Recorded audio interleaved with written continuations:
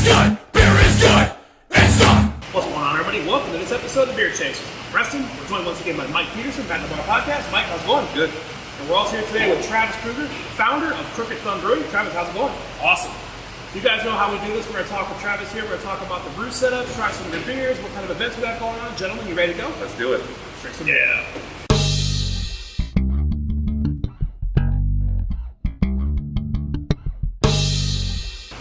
Alright, so as we mentioned in the intro, we are here with founder Travis Krueger, Crooked Thumb. Travis, let's just start right from the beginning. Tell us about the beginnings of Crooked Thumb, how you guys kind of opened, and what's the story? Well, my partner and I kind of met on a chance encounter. At the time I was working for Cigar City Brewing. An industry acquaintance was there with his buddy and wanted a tour. It was like a random Friday afternoon. I gave these guys a tour, and this one guy started talking about how he wanted to start a brewery in Safety Harbor where we're located. And I was like, really? You know, that's something I'm inspired to do too. This is the town I grew up in, so I knew I eventually wanted to start a brewery, and I kind of felt like this would be the place. And so we got to talking, and one phone conversation led to another phone conversation that led to my partner Kip knocking on the door of this building. It's an auto body shop, and very serendipitously came together where the building came together, and then the business plan and everything else was kind of wrapped into one. And that was March 2014. We closed on the building, and October 2015, we poured our first wines from the tasting room. Oh wow! So it's just kind of a whirlwind. Nice. So coming up pretty much from your 2-year anniversary here pretty soon? Yeah, we'll get down to it in the fall. They'll officially run 2 years for us, and it's been a fun ride. We've had a lot of fun. We have a lot of community involvement, and we've got an amazing little city that's really graceful. Yeah. So you said you do a little bit of home brewing or brewing yourself? A lot of brewing. How did you get started brewing? Well, you know, my mother-in-law bought me one of those Mr. Beer kits like back then. It seems to be the common story. Yeah, you know, and I was like 17, so you know, it was like, you guys are drinking this stuff anyway, just go ahead. and so we kept kind of doing it through college. Me and my buddies, we brew, and no matter how great or how terrible it was, you know, you're drinking it at that point. We did those like brew in a bags and all the extract kits and things like that, and so you know, it's like homebrewing gets to be one of those hobbies that gets out of hand. Oh yeah. And it ended up being yeah, you know, like it ended up being a half-barrel system in my garage. Now it's here in the brewery. That's our kind of developmental pilot system, and we went from there. And I actually along the way started brewing here and there for some brew pubs and some other places where I worked. So it's just the culture of brewing was just burgeoning interest for me. On and on, and I've done everything in the industry, from driving a delivery truck to brewing to managing tasting rooms. So it was something where I knew this is what I wanted to do. This is what my life was going to entail. So why not learn as much about it as many facets? So that's where we find ourselves right now. So other than you growing up in Safety Harbor, what kind of made you decide Safety Harbor was the place for your brewery?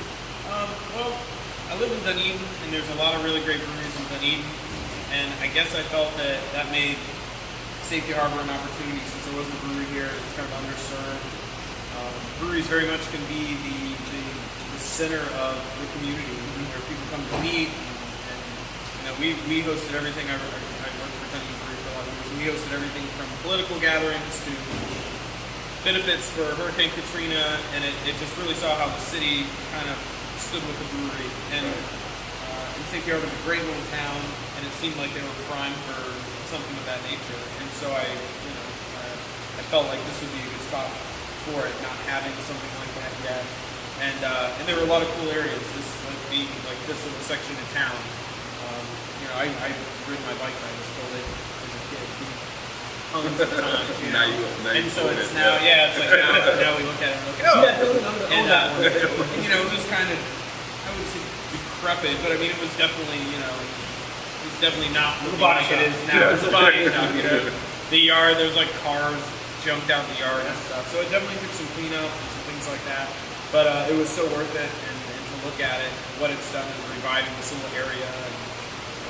I've heard Safety Harbor too is very brewery friendly. Like they're very accommodating, from what I understand, for like helping you guys do stuff. And very accommodating to us, very helpful in what we need to do as a brewery is succeed. You know? So some of the people get a little bit upset about the parking, but we're working on that.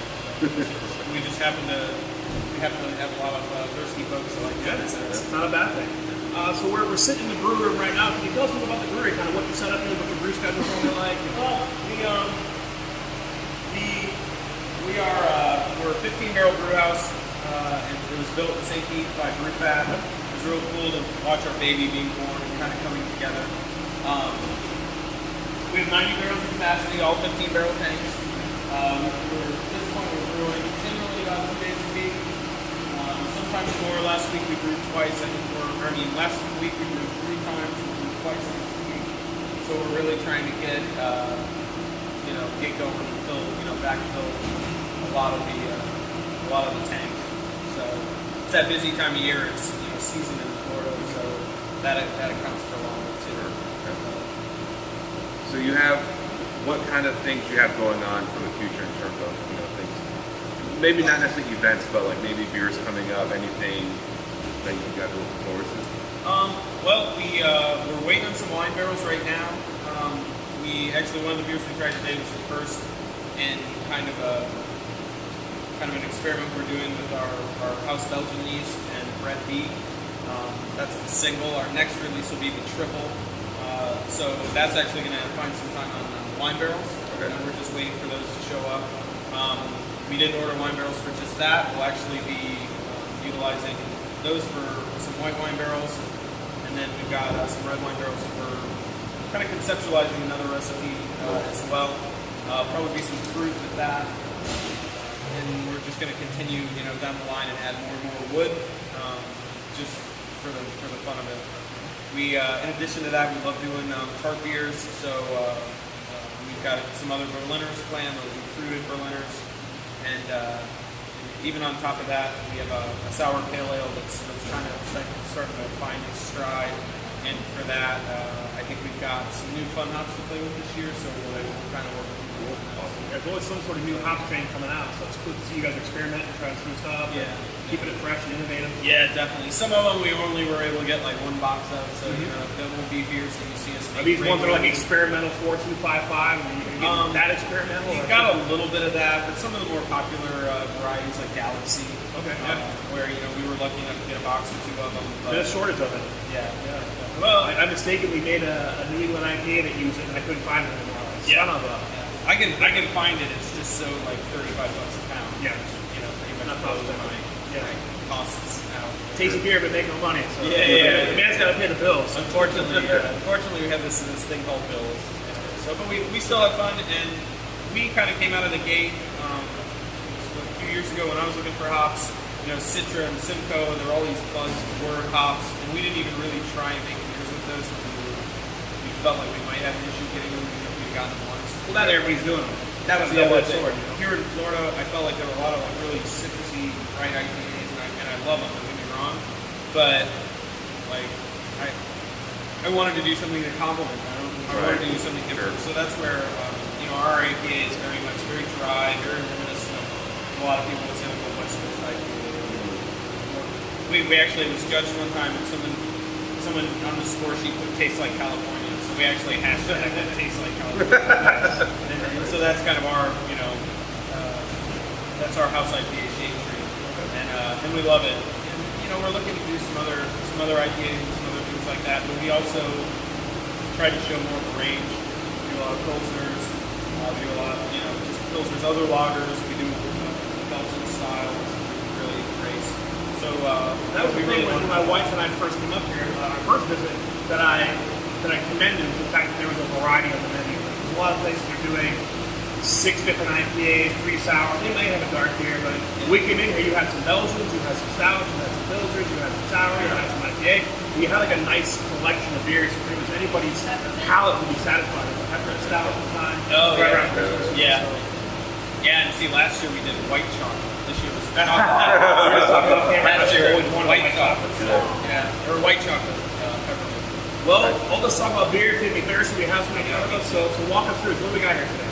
So what I poured for you guys was our Florida grapefruit goza. Okay. That's the first one, and that's what I've got in my glass. This is what my drink. So now you got to tell the story about the grapefruits. If I understand, So the significance of grapefruit in the beer for us is that grapefruit is said to emerge in the New World from Count Odette Toledo, right here in Safety Harbor. right? And how much truth there is to that lore, we might never know. A little bit stretchy, I'm sure. Yeah. Should have seen facts somewhere in there.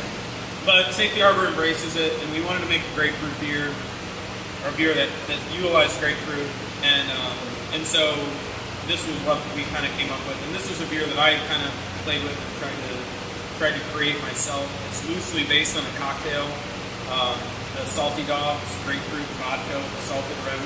Okay. In the morning, like sometimes with a Bloody Mary, this really isn't it. So myself and my cohorts, we would drink those, and I was always like, man, if you could like somehow capture a little bit of that in beer. Yeah. And so it's just that slight briny character, and then the grapefruit. We use white grapefruit peel. We don't use any flesh. So that's what kind of sets it apart. There's even a zest and the essence. Yeah, and to say white grapefruit. A lot of people when they go to drink it, are real good about offering samples just because of that. Because a lot of people will think like that ruby red, oh, that's sweet grapefruit. We're like, no. Like we wanted the bitterness of the grapefruit to kind of accentuate the tartness and sourness of beer of this Are style. these locally sourced somewhere here in Safety Harbor? Not here in Safety Harbor, but here in Florida. Unfortunately, in Pinellas County where we're located, they really don't cultivate a lot of citrus anymore. But we are able to get it here in We Florida. got 26 McDonald's though. Yeah. Well, I like this. I'm admittedly not a grapefruit person. Like I would never drink a glass of grapefruit juice. Just never liked it. But I like the inclusion in here. I think it's nicely balanced. You know, the grapefruit is definitely there, but the goes is still the star. You kind of get that sour, you get some salt. Yeah, that's kind of where we were going with it. And it's tough because in the prototype batches, we added way too much grapefruit. At one point, it got very astringent. And so it's very much one of those things that lets us just to give you that little bit of essence of the grapefruit. And then the briny character. Yeah, it's very clean, crisp, easy drinking. You get that tartness, but like exactly what you said, Preston. Like it's very zesty, aromatic. I'm not a grapefruit fan either, but it's pretty good. Very good. We got next. So next is Grandpa Jack's Pilsner. Okay. Or Grandpa Jack's Pills. My partner, his father-in-law is Grandpa Jack, and he's this older gentleman, and those older gentlemen in the morning that wake up and they got all those pills. That's it. I always thought it was kind of fun to lay on words for that. He's got his water pill and his heart pill. And, so that was kind of just having fun. What it's meant to be though is just a traditional German Pilsner. Pilsner malt, noble hops. Yeah. It tastes very clean, crisp, refreshing. What I like about this is it's not overly hot. So a lot of filters I know take it to like the IBU edge, like whatever. I don't know what the IBUs or style are on this, but a lot of them are like right at that edge. This is actually very approachable. Like that's why I don't order filters because a lot of times it's like hop bomb. It's like hop doesn't look like an IPA. I don't mind some hop in the filter, but I think everybody these days is just blowing it out. Like I really like how approachable it is. And that's what we wanted to do. We really, looked at the classic examples of the style. There are a lot of very well-made American pilsners that I found that a lot of them are either using some American hop varietals or hopping them a little heavier. And there's a lot of times that I really like that and I really enjoy that. However, for what we wanted something that was very comfortably European. Yeah. But something you can imagine sitting in a beer garden and enjoying on a spring day in Germany, but to drink it fresh here in our beer garden, and it's one of our top sellers. I mean, it's a very well done American version of a traditional German Pilsner, and like I have a hard time finding those, so this is very well executed, like perfect in terms of that transition from Germany to here. Like we all said, it's overly hot. This is very clean, crisp. You get that German aftertaste. The malts are very like sweet. I love that. Even that sweet malt. Yeah, it's meant to have that crackery kind of character to it. And just that grassy floral presence. Maybe very, very subtle bitterness. Yeah, right. You're making me a Pilsner fan. Thank you. I'm not. Thank you. That's another one that we really spoke about. It's a workhorse of our brewery. The third one, a little more cloudy than we got this one. So this is part of our Abbey of the South series. Okay. This is the first of its kind Oh, yeah. in line. It's our Brett single. It's been aged on plum. So with It's our so sweet, yeah. with our Abbey of the South, those are beers that are inspired by Belgium. So monastic tradition and classic examples of styles we've experienced both there and both here. We've been able to find the bottles. We use a house, isolated Travis strain of Windsor Small, and we've taken that. Yeah, we've added Brett beer into the mix. I was gonna say it smells very Belgian. I don't get a lot of like the Brett. Generally, I'm not a big Brett sour guy, but it's blended nicely. What Brett beer really adds to it is that extra layer of complexity and earthy note. It really isn't bringing too much back to the table. It's been re-fermented on the plum, so instead of adding it in secondary, it actually was added attributed fermentable sugars, which really dried it out, and that's the presence you get of the plum, where it's not overwhelming and it's not attributing any sweetness. It's just a touch. Yeah, I dig it. So it's held under pressure for a couple of months, so that kind of accentuated a little bit of that red meat note. Yeah, A little bit of that tropical fruit. A little tough to do with the homebrew scale. So a lot of us are doing it on a plastic, can't pressurize the caramels. Yeah. We do have some home brewers fans. I'd have to ask them. Plum, using plum, what would be good recommendations for one who's plum in a beer? Like I know fruit a lot of times, 3 to 5 pounds per gallon is usually the Sounds about right. go-to rate. It seems about where we were at on that. Do we pasteurize or anything? You just went right in? We actually use an aseptic hacked brew. Okay. So it's a puree, but it's just easier for us to process here. I think I can't remember how many hundreds of pounds. Lots of it. It's nice though. You maintain some of that sweetness. And when it smells Belgian. You say it's Brett from 08. I was like, okay, there's Belgian. Yeah, it's really good. Very drinkable. I think so far this is the most drinkable out of the 2 previous ones. But they're all drinkable. All great. Last but not least. So what you got last is our Vortex Hexagon Swirl. Oh yeah. Which is our Coffee. It's our coffee chocolate porter. So we use coffee that's local here in Safety Harbor. A local businessman in town owns Cafe Vino Tinto. It's a coffee shop, but the coffee that he features is actually from his own farm in Costa Rica. I love those types of stories. Where every local store get a connection to it. Yeah, it's really cool. It's sun grown, of course. Sun dried, those big patios. Yeah. It's shipped up. He roasts it. For us, he roasts it to our specs. Generally a day or 2 before we need it. And then we use cacao nibs, usually somewhere from South America, Ecuadorian and Peruvian. I think have been our favorites for that kind of like more fudgy character. They've done really well. We've tried to use as much as possible from Pinellas Chocolate Company, using the local business, and they've been able to get us a lot of what we need. And then we use a little bit of vanilla to tie it all together. It seems like vanilla really can help accentuate the coffee and the cacao nib, chocolate quality of the beer. So, but what we wanted in a beer like this was there's a lot of like coffee chocolate kind of porters. It's pretty. There's a lot. There's a lot. It's pretty popular for darker beers. However, we chose a round porter for ours, so it's something that you can still find balance and enjoy a pint or so without it being overwhelming. I think a porter is a good style to put this beer in. Yeah. Because it's more balanced. But this is a coffee bomb. Yeah, for sure. Yeah. This isn't a beer with some Especially the coffee aroma. flavors. Yeah. Especially the aroma. I gotta imagine dry heating a little bit, or We crack them and then we definitely add. So it's a cold infusion process. Big coffee on the nose. Big coffee that tastes good and melt. The chocolate comes in and melts. Yeah. It's a great kind of transformation between that roast hard. like Travis said, it's not like that big heavy milk stout. It's more like a traditional kind of Right. Yeah, easier the porter. roast character you get from the beers coming from the coffee. That's Right. it. Yeah. Instead of having that as you would in a stout already and then introducing the coffee. Yeah. I know Sarah was saying on the way here that this is her favorite beer, and I can agree with that. Very good. I definitely appreciate the tour. Beers, everything's been great. We've learned, we've come check the place out first. We were super impressed when we first came in here. So we got a sense of telling up. So we got some contact. Appreciate that. Very happy you stopped in. Appreciate your time. So let's talk about what's looking ahead. What's moving forward for Crooked Thumb. Well, the bread single was one of our first bottling efforts.